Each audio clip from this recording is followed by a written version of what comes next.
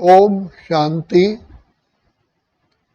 कल्याणकारी परम पिता, परम शिक्षक, परम सतगुरु वर्तमान समय हम बच्चों का अति अति अति कल्याण करने के लिए और सर्वश्रेष्ठ भाग्य बनाने के लिए स्वयं पिता परमात्मा इस सृष्टि पर विराजमान होते हैं और विराजमान होकर के बच्चों की दशा देखते हैं कि जो मेरे बच्चे इतने महान, श्रेष्ठ और पूज्य आत्माएं थी, आज वो कौड़ी तुल्य बन गई हैं। तो बच्चों को बड़े प्यार से और रहम की भावना से बार बार यही कहते हैं कि बच्चे बुद्धि में लाओ, किसकी संतान हो। तो बाप अपना परिचय दे करके बच्चों को फिर से स्मृति दिलाते हैं कि बच्चे, तुम पहले तो शुद्ध आत्मा हो, अजर अमर अविनाशी हो और मुझ परम पिता परमात्मा की संतान हो। बच्चे को बाप की स्मृति रहती है कि मेरा बाप कौन है। तो बाबा याद दिलाते हैं, जैसे राजा के बेटे को, बच्चे को राजकुमार होने के नाते उसको खुशी रहती है, नशा रहता है, ऐसे शिव बाबा कहते हैं आप तो राजाओं को भी राजा बनाने वाले, स्वयं सर्वशक्तिवान, सारी सृष्टि के रचयिता, पार ब्रह्म परमेश्वर, नई दुनिया के रचयिता बाप के बच्चे हो। जो बाप तुम्हारा ज्ञान का, गुणों का, आनंद का, शांति का सागर, भंडार और दाता है और तुम बच्चों को भी आप समान बनाने के लिए आए। तो बाप रात दिन हम बच्चों पर यही मेहनत करते हैं। मेरे लाडले बच्चे, मेरे सिकिलदे बच्चे, मेरे रूहानी बच्चे, मेरे नैनों के नूर बच्चे, तुम महान आत्माएं हो, तुम श्रेष्ठ आत्माएं हो, तुम पूज्य आत्मा हो। अपनी बुद्धि में ये पक्की पक्की स्टैंप लगाओ कि मैं महावीर महावीर नहीं हूँ, कल्प कल्प की विजयी आत्मा हूँ। मैं अनगिनत आत्माओं का कल्याण करने के लिए निमित्त हूँ। तो बाबा आकर के हम बच्चों को हमारे सबसे पहले ज्ञान रत्नों का खजाना दे करके भरपूर करते हैं। ज्ञान को ही कहा जाता है समझ, ज्ञान को ही शक्ति कहा जाता है, ज्ञान को ही गदा कहा जाता है, ज्ञान को ही अंजन कहा जाता है और ज्ञान को ही लाइट कहा जाता है। तो बाप ने आकर के हमको लाइट में, प्रकाश में बना दिया। तो हम ना स्वयं को जानते थे, ना बाप को जानते थे, ना घर को जानते थे। तो किन शब्दों में हम अपने प्यारे पिता का धन्यवाद करें। तो हमें सचमुच आकर के जागंती ज्योत बना दिया, थर्ड आई ऑफ विजडम दे दिया, बुद्धि का, दिव्य बुद्धि का नेत्र दे दिया। तो बाबा बार बार याद दिलाते हैं कि बच्चे, मैं आया हूं तुम्हें विश्व में पूजनीय बनाने के लिए। इसलिए तुम पर डबल ताज होता है, एक तो धर्म का ताज, पवित्रता का ताज, दूसरा रत्न जड़ित ताज, तीसरा है दैवी गुणों का ताज। जैसे ही तुम आत्माएं ज्ञान को धारण करती हो तो ज्ञान मूर्त, गुण मूर्त, धारणा मूर्त बन जाते हो। इसलिए बाबा रोज आकर के हम बच्चों का ज्ञान रत्नों से श्रृंगार करते हैं। जैसे माँ बाप बच्चे को सवेरे नहला के धुला करके फिर उसका श्रृंगार करते हैं, ऐसे ही शिव बाबा हमको तपस्या के बल से, योग के बल से, पवित्रता के बल से स्नान करा करके फिर हमें ज्ञान रत्नों का श्रृंगार करते हैं। बाबा बार बार याद दिलाते हैं कि बच्चे, तुम ही कल्प कल्प की विजयी आत्मा हो, तुम ही श्रेष्ठ आत्माएं हो, तुम ही देव आत्माएं हो। तो हे देव आत्माओं, हे पूज्य आत्माओं,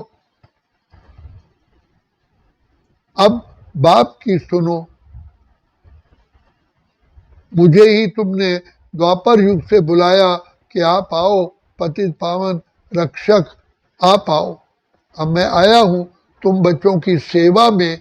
तुम बच्चों को ये गुप्त नशा होना चाहिए कि स्वयं विधाता, सृष्टि के रचयिता वर्तमान समय आकर के हमारी पालना भी कर रहे हैं, ज्ञान रत्नों से सजा रहे हैं और विश्व में पूजनीय भी बना रहे हैं।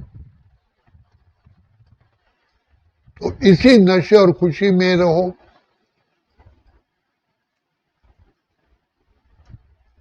बाबा बार बार कहते हैं, बच्चे ये याद रखो, बीती है अज्ञान अंधेरी, कलयुग जा चुका है, कलयुग है जाने वाला, जाग उठो है भारतवासी, सतयुग है आने वाला।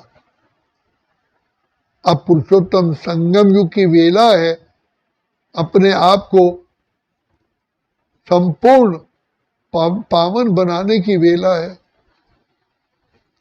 इसलिए बाबा बार बार कहते हैं कि जाग सज्जनिया जाग, नवयुग आया।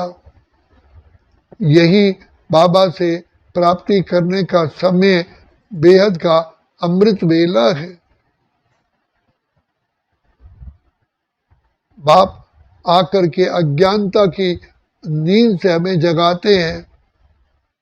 हम तो थे उलझन में, मार्ग दिखाया आपने, पिंजरे के पंछी को दिया आकाश आपने। ऐसी कृपा, ऐसी शुभ शिक्षाएं बाप की अभी हमें मिलती हैं। इसलिए बाबा कहते हैं कि बच्चे शिक्षा पाकर के और दुआएं पाकर के तुम आत्माएं सदा के लिए महान आत्माएं, पूज्य आत्मा बन जाते हो।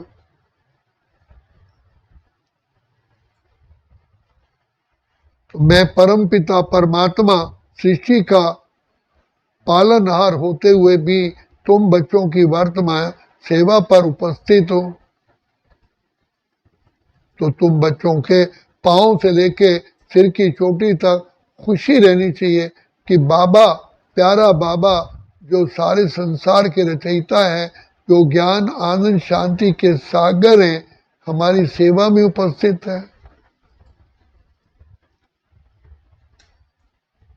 ऐसा मीठा मीठा, ऐसा प्यारा बाबा वर्तमान समय हमारी सेवा में उपस्थित है। बाबा कहते हैं, बच्चे तुम प्यार से अगर बाबा कहोगे बाबा, तो बाबा हाजिर हो जाते हैं। वर्तमान समय बच्चों की सेवा के लिए विशेष बाप दादा आए हुए हैं। ये समय को वरदान है। इसलिए बाबा कहते हैं, बच्चे इस समय का लाभ उठाओ, बाप की शिक्षाएं मनन चिंतन करके खुशियों की खुराक खाओ।